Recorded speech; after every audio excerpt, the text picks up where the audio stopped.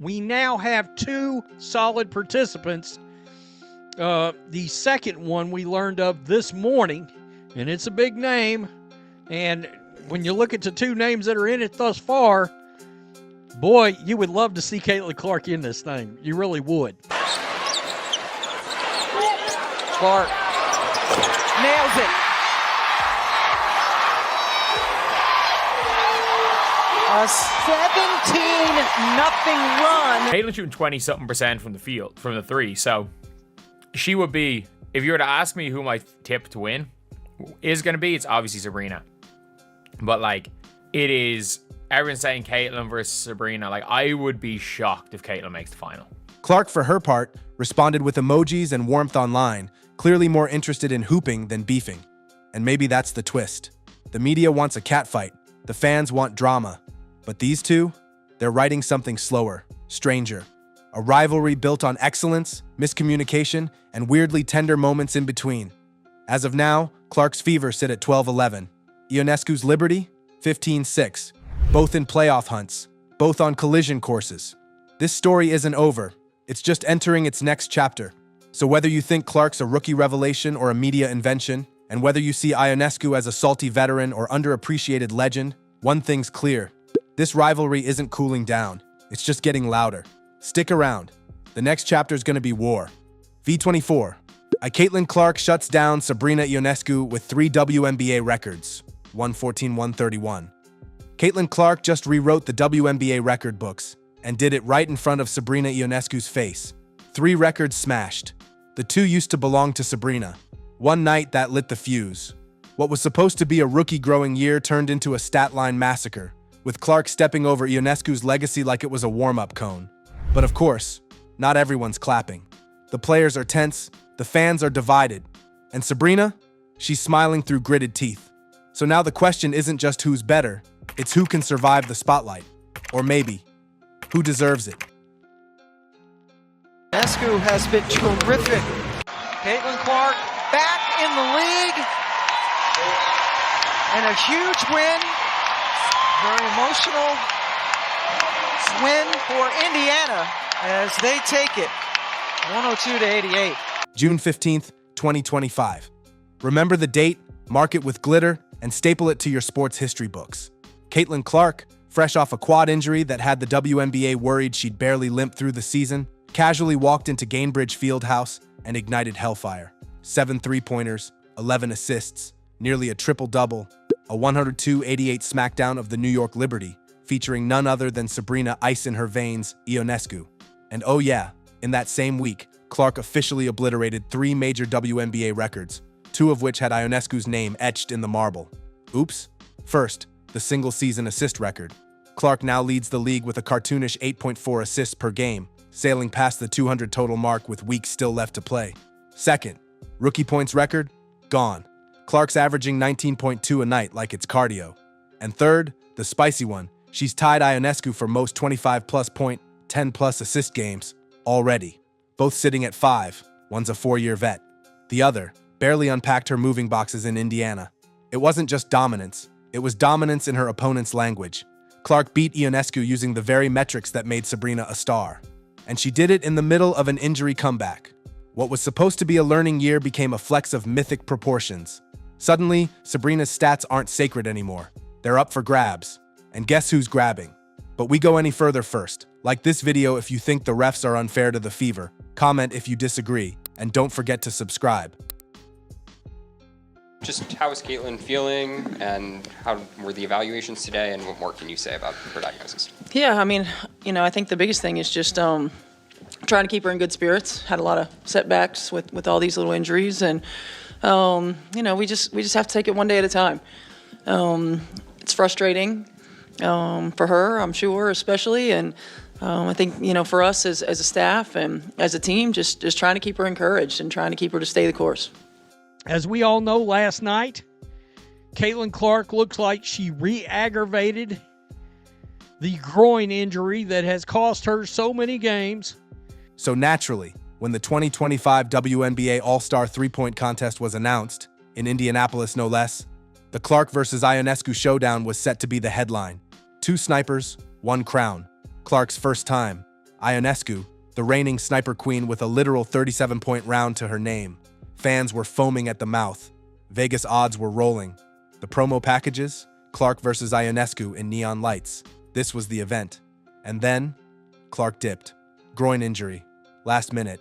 Replaced by Lexi Hull, a capable shooter, but let's be real. Not exactly sparking pay-per-view hysteria. Cue the internet storm. Is Clark ducking the smoke? Was the league dishonest about her condition? Did they oversell a broken dream? All fair questions, especially when the WNBA had made Clark the poster child of the weekend. Then came Sabrina's blessing in disguise comment. Said after she won the contest, with a still impressive 30 points, Ionescu told the press she empathized with Clark's injury, adding that it might be a blessing in disguise. Seemed innocent until the memes exploded. Sabrina's throwing shade. Backhanded much? Even Stephen A. Smith got involved, accusing Ionescu of undercutting the moment. And while Sabrina clarified that she meant it kindly, something about rest being necessary for long careers, the comment had already set fire to the rivalry narrative. One star backed out, the other smiled through her win, but neither walked out of Indy unscathed. Yeah, I mean, obviously we're good friends. Like, I've been able to talk to her a lot kind of through this, process. And honestly, I've kind of went through something similar in my career. I mean, my first year I didn't play due to injury, and then second year I had like 3 to 4 soft tissue injuries that I was dealing with. And it's kind of, you look back and it's a blessing in disguise because you're able to just learn and grow and, understand it's all part of your journey, and you just got to, continue to figure out what you need in a pro career. And so, just trying to be that kind of soundboard for her and that voice, having gone through something kind of similar. And every rookie is going to come in and kind of just have adversity from the beginning. It's just a lot different than college. And so my advice to any rookie is to just continue to grind and stay with it, figuring out ways that you can continue to get better. I think that's a big part of elevating your game and understanding that what you did in college was enough, and you deserve to still have that confidence coming into the league, but knowing there's so much more room for improvement. Now let's rewind to the 2024 All-WNBA team selections, a moment that turned into a digital bloodbath. Caitlin Clark, in her rookie year, made first team. Meanwhile, Sabrina Ionescu, finals hero, team leader, stat sheet machine, got stuck on the second team again. That's 3 straight years for Sabrina. And this time, she wasn't quiet about it. After drilling a 28-foot game winner in the finals, Ionescu stared down a camera and said, "That was just a great All-WNBA second-team performance." Boom. Mic dropped.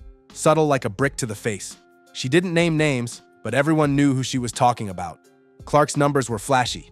Assist leader, scoring threat. But her 28.9% from 3 and near 7 turnovers per game had critics questioning the hype. Sabrina's line? Consistent, efficient, and mature. What followed was a digital war zone. Reddit threads accused the league of pushing a Caitlin Clark agenda. X, formerly Twitter, erupted with side-by-side stat breakdowns and bitter fan essays. Some said Clark was the future, period. Others claimed she was being handed accolades over proven veterans. And when Clark commented, "Love you, hey hey," under one of Sabrina's highlight reels, it only made things weirder. Was she trolling? Was she sincere? The fans couldn't decide. And maybe that's the real chaos here. 2 stars, 1 spotlight, and an audience desperate to pick sides. 4. All-Star votes, the WNBA's annual Hunger Games. And in 2025, the results felt less like a celebration and more like a hit job. Caitlin Clark, America's favorite basketball phenom, TV ratings goddess, and the reason your cousin suddenly watches WNBA games, was voted 9th best guard by players. 9th. Behind backups, behind bench warmers, behind people whose highlight reels include missed layups and vibes. Meanwhile, fans and media had her near the top. So, what gives? Cue ESPN's Dick Vitale frothing at the mouth on live TV.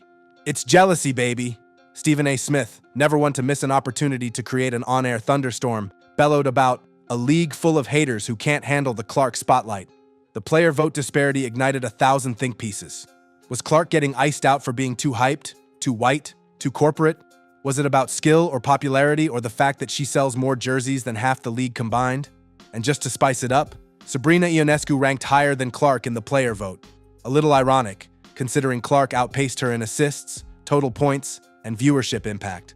But Sabrina's defenders pointed to efficiency, playoff leadership, and her championship ring. "You can't vote out rings," one viral post read, showing Ionescu holding her trophy while Clark was mid-fall after a contested layup. The message? Media might crown you, but the locker room knows what's real. And according to the locker room, Clark wasn't it. Not yet. Caught in the chaos yet? Drop your take in the comments. Is this rivalry real, or are we all just feeding the fire? I was watching Caitlin Clark in the Indiana Fever. So I've compared her to Michael Jordan, not stylistically, obviously, but in merchandise sales, kind of a dynastic TV rating changer. And in year one, like you just were like, wow, nobody plays like that. You know, what Caitlin Clark has done for the game, in addition to a lot of other players, and, you know, Angel Reese gets thrown into that conversation. I even think about the women that were in the early ages of the WNBA. Let's be clear. The WNBA is eating good in 2025, and Caitlin Clark is the league's five-star meal. Highest attendance in 22 years. 54 million unique viewers. Sold-out arenas in cities that used to draw 3 high school parents and a confused Uber driver. The Clark effect is real. Even Sabrina Ionescu, in a rare moment of sportsmanship, admitted, "It's been great to see how great she's been in this league. But here's the thing. Not everyone's thrilled about the golden goose getting golden eggs every day. The media coverage? Relentless. Clark's every bounce pass is a headline. Every three-pointer is a Twitter thread. Meanwhile, Ionescu, the actual 2024 champion and finals MVP, gets 300 words in a back-page recap and a half-hearted Instagram reel. Analysts like Jason Whitlock argue that even Sabrina's game-winning shots only go viral because Clark is on the other side of the court. That without Clark, Ionescu's greatness fades into background noise. And that's the root of the resentment. It's not just about Clark's success, it's about how loudly it's broadcast. Players grind for years to get a segment on SportsCenter. Clark sneezes on court and it's breaking news. Is it fair? Not even close. But is it effective? Absolutely. And in this media economy, fairness is optional. Visibility is power. And right now, Clark owns the lens. Yeah, I mean, you know, I hosted her and her dad at Oregon on when she came to visit, so we kind of go way back, and to be able to see her do what she did in college, and you know, now being able to go up against her, I'm just excited to see what she's gonna, you know, be able to accomplish. I mean, if I would have to choose, I'm taking Caitlin Clark on my team. Oh, there we go! For all the tension, all the passive-aggressive sound bites, there's still respect. Real, awkward, complicated respect. Sabrina Ionescu, competitor, champion, side-eye queen, has actually offered herself as a mentor to Caitlin Clark. "I know what it's like to be isolated," she said in a 2024 interview. "If she ever needs someone, I'm here." And that's not a PR stunt. That's a woman who got thrown into the spotlight, chewed up by the New York market, and spat back out with steel in her bones. Even after the three-point contest mess, when Sabrina called Clark's injury a blessing in disguise, it came from her own soft tissue trauma history, the kind that keeps you awake at night and limping during practice. It may have sounded shady, but it wasn't fake.